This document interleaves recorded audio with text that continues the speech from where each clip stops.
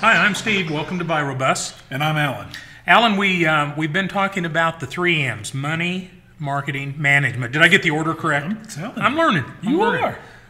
This segment, want to talk about marketing. Okay. When you consult with new businesses, existing businesses, what do you talk about with marketing? Well, I actually start out by talking about a hot dog. I've found that if I can get them to understand a little bit about the attitude of what goes into marketing, then maybe I can get them to come over to my side in marketing. So I tell them, well, we have an opportunity to purchase a hot dog stand. It's setting on the university, and it's going to cost us $100. Now, once we buy the hot dog stand, we talk to the university, and I know a few things. So before you decide whether or not this is a good opportunity, I'll give you a little bit of information. The hot dog stand's $100.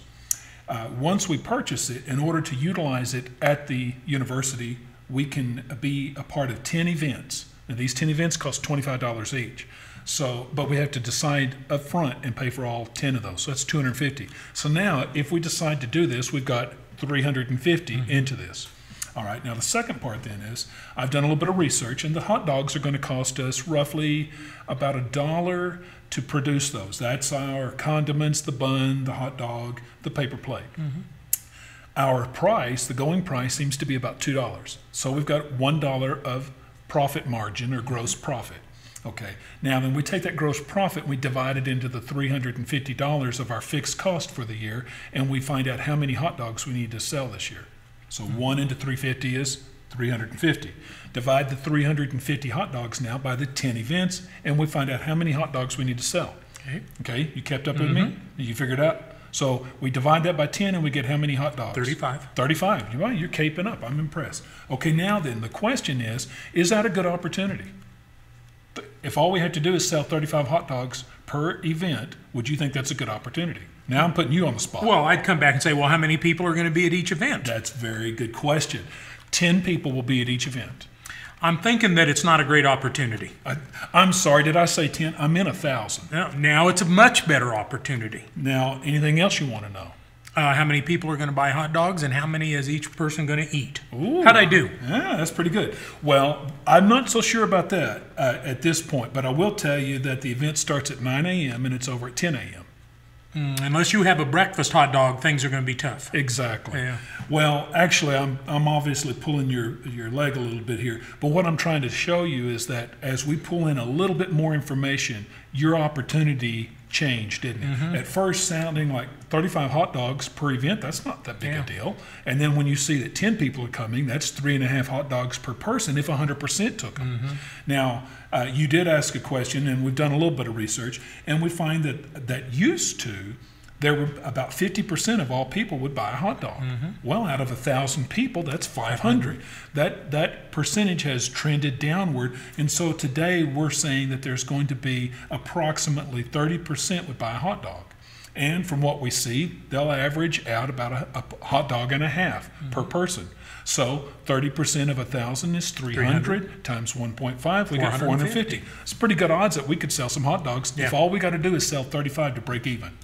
Now, most people forget to ask, and this is one of the least mapped, that as the way I call it, is our competition. Happens to be that at the university that we're talking about, Oscar Mayer's got a pretty close relationship with him. So what's he going to bring? His Weenie Mobile. So when he brings it in, now we got stiff competition working against us. What do we do about it? So what would you do? Well, you've got to convince people that your hot dogs are better in some way, or better value in some way. That's a good point. I have most people will say immediately they'll drop the $2 down to like $1.75. And I said, well, now, first of all, if you're going to do that, remember your competition can probably do that if they need to. Also, when you drop that down, what does that change? It changes your profit, your gross profit margin. Now I've got to sell more. Most people forget that. I do have some that say, I think we should differentiate ourselves. I say, so what do you want to do? Some say, well, we should make them gourmet hot dogs. Somebody even said, I think we should put shaved alligator meat on them. Now you're talking. We're going to do something to differentiate. We may add 10 cents or 20 cents of cost and change the price by $1, and all of a sudden we've got a gourmet dog. We've done something. The other part of what you said that is important is to remember, this is an event. Probably one thing we do is just be there. Not everybody's probably willing to stand in line as long as it would be. If all 450 hot dogs that are going to be purchased today are going to be purchased at Oscar Mayer, because they don't want to stand in line that long. There's certain breaks probably, so we just being there is going to compete. And then if we do a good job and differentiate, all those different things are going to tie in. Remember, our original mission was to sell at least 35 to break even. So this is a risk assessment. Something else I talk to people about is when it comes to marketing. Okay, now how are we going to advertise if we want to advertise for this event? Would radio make a lot of sense?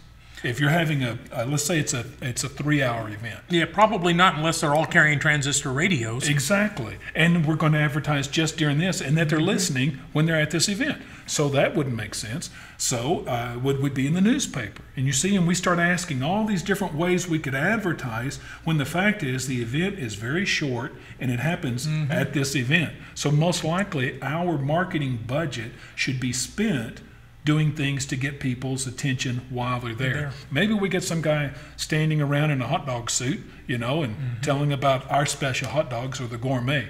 But the idea in hot dogology is that before you can start with all the marketing, that's what I call it, hot dogology.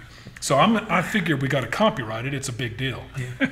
But the fact is, whenever you're into hot dogology, you understand what your business looks like. What you need to know are, what does your customer look like? How many are out there? Who else is trying to serve them? And what can you do to differentiate yourself from them? Yeah. When are they going to be there? And you basically started asking some of those questions right off the bat. If we do that with our business, if you say, well, I don't know that about my business, well, you better, because I guarantee your competition does. In the example you give, that sounds so foundational, yet I can give you example after example where a business won't do that and they'll just put an ad in the newspaper. Sure. Run a radio commercial. If you're going to do that, you're going to be a victim of every person that walks through that markets that their marketing program is better than anyone else's. And so all you're going to do is take your budget and you're just going to start taking money and throwing it at things. And you're going, in most cases, you'll end up at a point to where you're in desperation. And whenever you're desperate, a desperate person generally looks desperate. And that's not going to be a good place to be. Alan, thanks. And remember, if you check the text below, you'll find links to resources and more information about marketing. Good. Thanks, and join us again next time.